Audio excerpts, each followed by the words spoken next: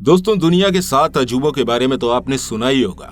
दुनिया में सबसे ज्यादा शानदार, खूबसूरत और अमेजिंग मॉन्यूमेंट्स जो इंसानों द्वारा बनाए गए हैं, उन्हें इन 7 अजूबों में जगह दी जाती है। ये इंसानों द्वारा ही किए गए ऐसे निर्माण होते हैं जो किसी चमत्कार से कम नहीं लगते हैं। इन 7 अजूबों की गिनती करने का सिलसिला काफी पुराने समय से चला आ रहा है। दोस्तों, आजकल के 7 अजूबों में शामिल दुनिया भर की इमारतों के बारे में तो सभी जानकार लोग जानकारी रखते ही होंगे, लेकिन आज हम आपको इस वीडियो में पुराने समय में मौजूद अमेजिंग 7 वंडर्स के बारे में बताने जा रहे हैं, जिनके बारे में शायद आपने ना सुना हो, लेकिन आई एम श्योर इसके बारे में जानकारी लेना आपको काफी इंटरेस्टिंग लगेगा। तो चलिए दोस्तों, शुरू करते हैं, लेकिन उससे पहले आपसे ये रिक्वेस्ट है कि इस वीडियो को आखिर तक जरूर देखिएगा। Hanging garden of Babylon. 600 BC के समय बेबीलोन शहर में बनी ये खूबसूरत इमारत असल में एक महल था जो देखने में किसी बगीचे या बाग की तरह लगता था, और उसका नाम हैंगिंग गार्डन इसलिए पड़ा था क्योंकि ये हरियाली से भरा हुआ था। वैसे तो बेबीलोन रेगिस्तान के बीच बसा हुआ एक शहर था जहां पर हरियाली नाम के लिए भी मौजूद नहीं थी, लेकिन यहाँ के राजा नेविकेट द्वारा अपने इस महल को ही एक बाग के रूप में तैयार कराया गया था। पिरामिड के आकार का बना ये महल एक के ऊपर एक करके कई छतों वाली मंजिलें थी, जिसकी हर मंजिल अलग अलग तरह के पेड़ पौधों, फूलों और फलों के पेड़ों से ढकी थी। महल के फर्श पर मौजूद पूल में रंग बिरंगी तरह तरह की मछलियां पली हुई थीं, जो कि इस महल की खूबसूरती को और बढ़ाती थीं। संगमरमर से बना ये महल चांदनी रात में बेहद खूबसूरती के साथ चमकता था। महल के निर्माण से जुड़ी कहानी भी बेहद खूबसूरत है। राजा नेविगेट ने जब मीडियम शहर पर अपना कब्जा किया तो वहां की खूबसूरत राजकुमारी से शादी करके उन्हें बेबीलोन लेकर आए। उनकी ये रानी अक्सर ही अपने हरे भरे शहर को याद करती थी, जिस वजह से राजा नेविकेट द्वारा अपनी रानी के लिए एक हरियाली से भरा हुआ महल बनवाया गया। इस महल की खूबसूरती को देखने के लिए दुनिया भर से लोग कठिन सफर करने के बाद वहां पहुंचते थे और उसकी खूबसूरती को निहारते थे। आगे आने वाले समय में एक बड़े भूकंप के दौरान ये महल एक झटके में ही ढह गया और अब उसके अवशेष भी बाकी नहीं है। Statue of Zeus. Zeus Greek mythology में सबसे ज्यादा ताकतवर देवता को माना जाता है, इसलिए उन्हें देवी देवताओं में सबसे बड़ा देवता कहा जाता है। ग्रीक में प्रचलित एक पुरानी कहानी के हिसाब से आसमान में बादलों के बीच में मौजूद पहाड़, जिसे ओलंपस कहा जाता है, वहां पर जियस देवता का निवास है। पुरानी मान्यताओं के हिसाब से देवी देवताओं को खुश करने के लिए वहां के लोग मंदिर का निर्माण करते थे ताकि वह देवता उनका जंग में साथ दें। वैसे तो जियस के कई मंदिर बने हुए हैं, लेकिन इसमें सबसे ज्यादा आलीशान और भव्य मंदिर ओलंपस शहर में बनाया गया था, जिसे एक मशहूर आर्किटेक्ट फीडियस द्वारा डिजाइन किया गया था। इस मंदिर में जियस की सबसे बड़ी मूर्ति इसके आकर्षण का केंद्र रही थी, जो 13 मीटर ऊंची थी। इस मूर्ति को एक सोने के तख्त पर बैठाया हुआ था। साथ ही ये मूर्ति आइबोनी, इवोली और गोल्ड से बनी थी, जिसमें कई हीरे भी लगे हुए थे। इस बड़ी मूर्ति के सीधे हाथ में ग्रीक देवी नाइकी की मूर्ति थी, वहीं दूसरे हाथ में जियोस का भाला मौजूद था। पुराने समय में लोग यहाँ पर अपनी कई तरह की पौराणिक रस्में पूरी करने आते थे। उन्हीं रस्मों में एक रस्म ओलंपिक गेम्स के रूप में थी। कुछ समय बाद ग्रीक पर रोमन फौज का कब्जा हो जाने की वजह से रोमन्स ने इस मंदिर को तोड़ दिया और मूर्ति को अपने साथ रोम ले गए। आगे जाकर उस मूर्ति के सर को वहां के राजा कैलिग्युला के बने सर से बदल दिया गया, और जब राजा कैलिग्युला की हत्या कर दी गई तब इस मूर्ति को भी तोड़कर नष्ट कर दिया गया। इस तरह उस मंदिर और भव्य मूर्ति का अस्तित्व खत्म हो गया, लेकिन अस्तित्व में रह गई सिर्फ ग्रीक की एक प्रथा ओलंपिक, जो कि ओलंपिक गेम के रूप में आज भी चल रही है।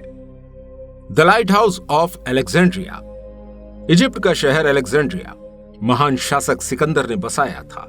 नील नदी के मुहाने पर बसा ये शहर व्यापारिक दृष्टि से काफी महत्वपूर्ण था। सिकंदर के मरने के बाद इस राज्य को पाने के लिए काफी खींचातानी हुई और आखिर में जीत हुई मैसिडोनिया के जनरल हेलोवी की, जिसने इजिप्ट पर अपनी हुकूमत शुरू करते ही अलेक्जेंड्रिया के एक छोटे से आइलैंड पर एक इमारत बनाने का निश्चय किया। यह इमारत एक लाइट हाउस के रूप में बनाई जानी थी, जो कि आइलैंड और बंदरगाह पर ज्यादा से ज्यादा व्यापारियों को आकर्षित करे। 130 मीटर लंबाई की ये लाइट हाउस कुतुब मीनार की लंबाई की दुगनी थी। इसे बनाने में पूरे 12 साल का समय लगा था। इस इमारत का निर्माण आज के इंजीनियर्स का सर चकरा देता है, क्योंकि बिना किसी हाई टेक्नोलॉजी के इतनी ऊंची इमारत को बनाना वो भी उस जमाने में बहुत ही मुश्किल काम था। इस इमारत में इस्तेमाल होने वाले पत्थर काफी बड़े थे। इसके टॉप पर हमेशा ही आग जलती रहती थी, जो कि लगभग 40 किलोमीटर की दूरी से भी दिखाई दे जाती थी, जो रात में समुद्री जहाज को रास्ता दिखाने का काम करती थी। इसी टॉप के ऊपर पोसाइडन स्टैचू मौजूद था, जिनको समुद्र का देवता माना जाता था। 14 एडी के समय में समुद्र में भयानक तूफान ने इस लाइट हाउस को पानी में गिरा दिया, जिसका मलबा 1994 में समुद्र के नीचे से प्राप्त हुआ था, जिसे देखकर लोगों में इस लाइट हाउस की यादें फिर से ताजा हो गईं। मेजोलियम एट हेलिकैरनेसिस ये बहुत ही कम समय तक मौजूद रहा स्मारक था, क्योंकि कुदरत ने इसे बहुत ही जल्दी नष्ट कर दिया। यह पर्शिया के हेलिकैरनेसिस शहर में मौजूद एक राजसी मकबरा था, जिसे राजा मेजोलियस ने बनवाना शुरू किया था।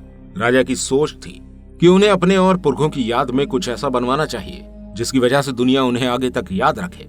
इसलिए उन्होंने इस मकबरे को बनवाने का काम शुरू कराया। इसका निर्माण कार्य शुरू होने के साथ ही राजा की तबीयत बिगड़ने लगी और इसके बनने के दौरान ही 1 साल में राजा की मौत हो गई। तब उनकी रानी आर्टिमेसिया ने उनके इस अधूरे काम को पूरा करने की जिम्मेदारी ली और राजा को ही सबसे पहले इसमें दफन किया गया। अगर बात करें इसके स्ट्रक्चर की, तो इसे बनाने के लिए पर्शिया के सबसे बड़े आर्किटेक्ट को बुलवाया गया। 10,000 स्क्वायर फीट के बड़े एरिया में बने इस चौकोर मकबरे की ऊंचाई 43 मीटर थी, यानी कि 14 मंजिलों के बराबर थी। इसकी साइडों की तरफ बड़े बड़े कॉलम्स बनाए गए थे, जो टॉप पर मौजूद पिरामिड की आकृति को सपोर्ट देने के लिए थे, और इसके टॉप पर एक बग्गी पर सवार राजा और उनकी रानी की मूर्तियां बनाई गई थीं।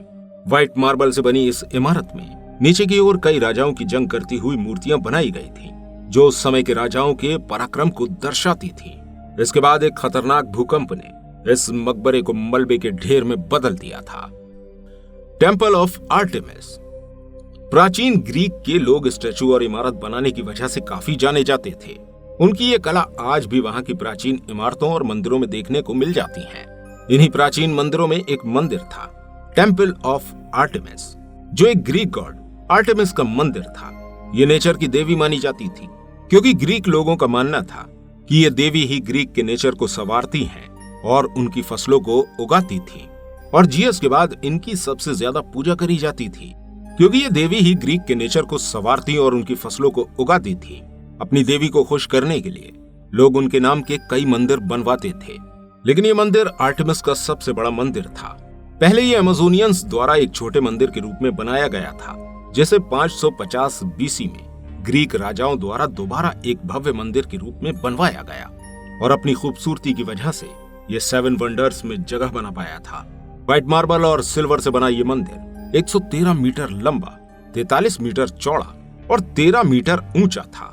ग्रीक लोगों के बीच ये एक पवित्र स्थान माना जाता था। शोहरत की चाह रखने वाले एक सिरफिरे पुजारी ने, जिसका नाम हेरोस्टेटस था, इसकी लकड़ी से बनी छत में आग लगा दी थी, क्योंकि वो चाहता था कि दुनिया भर में शोहरत पाने वाले इस मंदिर को जलाकर वो भी दुनिया भर में शोहरत पाएगा। लेकिन राजा द्वारा उस व्यक्ति को फौरन ही फांसी पर लटका दिया गया और उसका नाम लेने वालों को भी सजा के तौर पर मार दिया जाता था। इसके बाद रोमन बादशाह अलेक्जेंडर द ग्रेट द्वारा इस मंदिर को दोबारा से बनवाया गया, लेकिन जब उन्होंने क्रिश्चियनिटी को अपना लिया तब उन्होंने ही इसे दोबारा से तुड़वा दिया।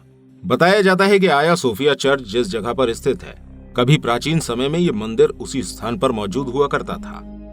कैलोसस ऑफ रॉड्स। ब्रॉन्ज, आयरन और मार्बल से बनी ये स्टैचू रॉड्स शहर के एंट्रेंस पर बनी हुई गॉड हेलियस की खूबसूरत कलाकृति है। हीलियस ग्रीक माइथोलॉजी में सूरज का देवता माना जाता है। जब रोड्स शहर के चारों ओर से मैसेडोनिया के लोगों द्वारा घेर कर उस पर आक्रमण किया जाने लगा, तब ग्रीक लोगों ने टोलेमी के नेतृत्व में उन आक्रमणकारियों को परास्त किया था।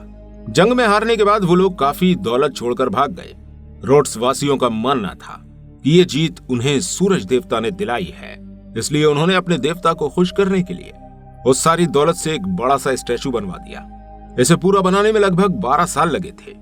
उस समय 15 मीटर की लंबाई तो केवल इसके एक घुटने की ही थी। इसके हाथों में मौजूद एक मशाल हमेशा जलती रहती थी। अपने बड़े आकार की वजह से यह स्टैचू काफी दूर से ही दिखाई दे जाता था, और इस वजह से रोड्स शहर के व्यापार में काफी उन्नति भी हुई थी। लेकिन इस मॉन्यूमेंट का डिजास्टर बेहद बुरी तरीके से हुआ था। अर्थक्वेक की वजह से सबसे पहले इस स्टैचू का सर इससे अलग होकर नीचे गिर पड़ा और धीरे धीरे इसका पूरा शरीर जमीन पर आकर गिर गया था। केवल इसके एंकल पार्ट ही अपनी जगह पर टिके रह पाए थे। ऊंचाई से गिर जाने के बाद भी इसकी पॉपुलैरिटी कम नहीं हुई। गिरने के बाद लोग इसके टुकड़ों को देखने आते थे, जिसे फॉलिंग कैलसिस का नाम दे दिया गया, जो वक्त के साथ धीरे धीरे गायब हो गए। The great pyramid of Giza. 4500 साल बीत जाने के बाद भी इजिप्ट में मौजूद ये स्मारक आज भी सही सलामत खड़े हैं। अब तक बताए गए सभी 7 वंडर्स में ये एक अकेला ऐसा वंडर है जो एंशिएंट टाइम से लेकर प्रेजेंट टाइम में भी 7 वंडर्स में अपना स्थान बनाए हुए है। गिजा के ये पिरामिड अपने आप में काफी रहस्यमय पिरामिड हैं। तीनों ही पिरामिड में सबसे बड़े पिरामिड को चौपा कहा जाता है, जो 146 मीटर की ऊंचाई का है और लगभग 3 लाख पत्थरों से मिलकर बना है। इसमें हर एक पत्थर का वजन 2000 किलो है। इन्हें बनाने के लिए लगभग 3000 लोग दिन रात काम में जुटे रहते थे। लेकिन इसकी बनने की प्रक्रिया को देखकर यह मनुष्य निर्मित इमारत नहीं लगती है, इसलिए लोग इसे एलियंस के द्वारा बनाए गए बताते हैं, क्योंकि इतनी सटीक नापतोल उस समय बिना किसी हाई टेक्नोलॉजी के नामुमकिन थी। यहाँ इजिप्ट के राजाओं यानी फेरोज की मम्मी रखी जाती थी, साथ ही उनके साथ उनका कीमती सामान भी दफनाया जाता था, जो उनके अंतिम सफर में उनका साथ देता था। तो दोस्तों, आज की इस वीडियो में फिलहाल इतना ही। मिलते हैं आपसे अगली किसी वीडियो के साथ। उम्मीद है कि आपको ये वीडियो पसंद आई होगी। अगर आपको ये वीडियो अच्छी लगी हो तो इस वीडियो को लाइक जरूर कीजिएगा, और ऐसी और वीडियोस देखने के लिए हमारे चैनल को सब्सक्राइब करना बिल्कुल मत भूलिएगा। मिलते हैं आपसे अगली वीडियो में। धन्यवाद।